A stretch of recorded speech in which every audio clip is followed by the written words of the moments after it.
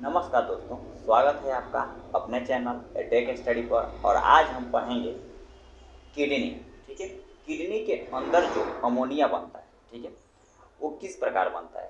Kidney में ammonia बनता है, ये बातों को जानिए। ठीक है, और अमोनिया कैसे बनता है। एक बच्चे का कमेंट था कि सर हमको बताइए कि शरीर में अमोनिया कैसे बनता है। ठीक है, तो उन्हीं के बातों को लेकर हमने ये वीडियो बनाया है। ठीक है, कि अमोनिया हमारे शरीर में कैसे बनता है। तो देखिए, जो हमारा किडनी होता है, तो वहाँ बता देते हैं कि किडनी के अंदर क्या होता है। यहाँ पर हाइलम होता है, जहाँ पर सबसे अधिक अमोनिया पाया जाता है।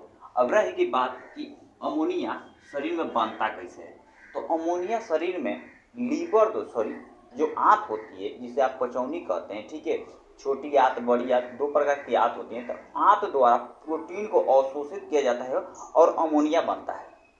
ठीक, आंत द्वारा किसको अवशोषित किया जाता है, अमोनिया को, प्रोटीन को अवशोषित किया जाता है और अमोनिया का निर्माण होता है। लेकिन एक चीज़ समझिए कि जब अमोनिया का निर्माण होता है, ठीक है, तो उसे यूरिन में चेंज किया जाता है, यानी पेशाब में बदलता है। और पेशाब में बदलने के बाद वो बाहर निकल जाता है, यानी वो तो अमोनिया को अवशोषित बनाया। लेकिन लीवर जो होता है हमारा, लीवर यकृत जिसे कलेजी आप कहते हैं, ठीक है, वो क्या करता है, अमोनिया को यूरिया में चेंज करता है। यूरिया में चेंज करने के बाद अमोनिया को यूरिया में चेंज करने के बाद उसे किसमें कन्वर्ट कर देता है, उसे कन्वर्ट कर देता है यूरिया और पेशाब के रूप में। और वही पेशाब क्या होता है, आप शरीर से बाहर निकाल देते हैं। पेशाब करने के बाद 2 से ढाई घंटे बाद पुनः किसमें चेंज हो जाता है, अमोनिया में चेंज हो जाता है। तो देखिएगा उसका स्मेल अजीबोगरीब आने लगता है। तो ये होता है अमोनिया। ठीक है, आप अमोनिया जरूर का एहसास किए होंगे। जब ट्रेन का सफ़र करते होंगे तो क्या होता है, या स्कूल का जो बाथरूम वगैरह होता है, तो उसमें गए होंगे तो जरूर देखे होंगे, बदबू बहुत भयंकर मारता है। तो क्या है, अमोनिया है। तो अब एक चीज़ समझिए, यहाँ पर हमने तो बता दिया कि आंत में मौजूद सूक्ष्म जीव होते हैं जो प्रोटीन को अवशोषित कर अमोनिया का निर्माण करते हैं। लेकिन एक चीज़ समझिए कि लीवर द्वारा यूरिया में परिवर्तित कर दिया जाता है। उस अमोनिया को लीवर द्वारा क्या किया जाता है, अमोनिया को यूरिया में कन्वर्ट कर दिया जाता है। लेकिन एक चीज़ समझिए कि जब हमारा लीवर में कोई दिक्कत आ जाता है, जब हमारे शरीर में लीवर में कोई प्रॉब्लम आ जाती है, तो हमारे शरीर में अमोनिया की मात्रा बढ़ने लगती है। क्या होती है कि जब हमारे लीवर में यानी हेपेटाइटिस वगैरह हो जाता है, या सिरोसिस वगैरह, ये लीवर संबंधित रोग है। हेपेटाइटिस, इसमें लीवर फेल होने के चांसेस बहुत ज़्यादा होते हैं। लीवर संबंधित रोग क्या है, हेपेटाइटिस, सिरोसिस कहते हैं। ठीक है, तो ये जो जब रोग हो जाते हैं तो क्या होता है कि हमारे शरीर में जो कि अमोनिया का जो स्तर है बहुत ज़्यादा बढ़ जाता है। और बढ़ने के बाद इस कंडीशन में आदमी की मृत्यु भी हो सकती है।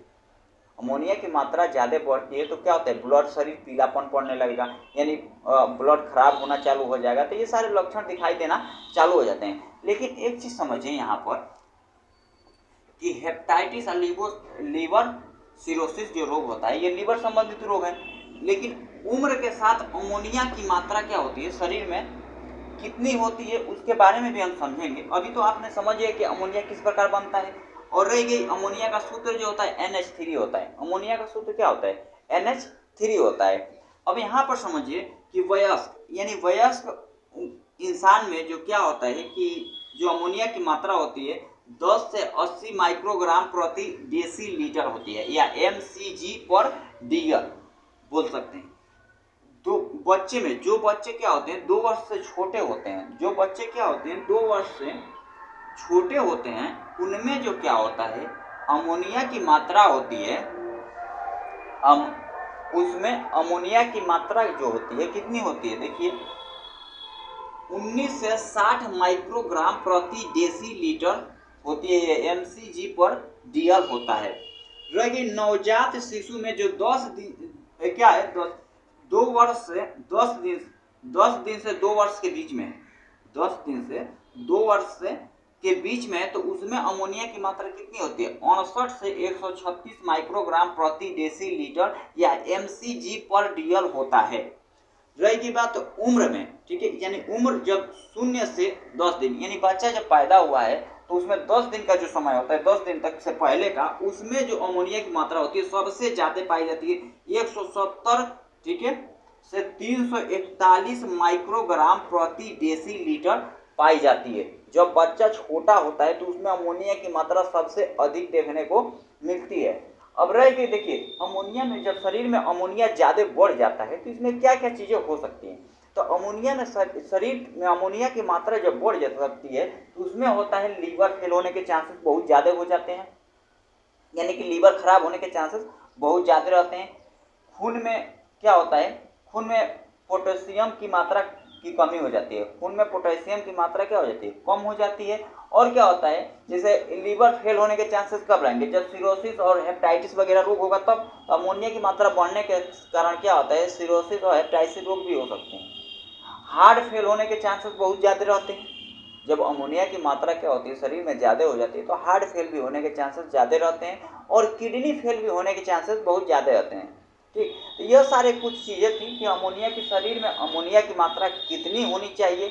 नॉर्मली तरीके से यहाँ पर लिखे हैं, उम्र के अनुसार इतने इतने होने चाहिए। वयस्क में जैसे कि जो क्या होते हैं, जवान हो गए हैं, जो वयस्क हो गए हैं, उनमें क्या होता है 10 से 80 माइक्रोग्राम प्रति डेसीलीटर होना चाहिए, इससे अधिक नहीं होना चाहिए। इससे अधिक होगा तो आपके शरीर पर ज़्यादा दुष्प्रभाव पड़ेगा।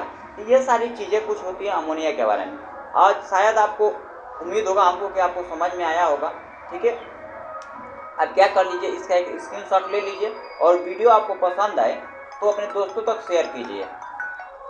ठीक, तो चलिए आज के लिए बस हम इतना ही रखते हैं और कल मिलेंगे इसी के साथ एक नए वीडियो में। धन्यवाद।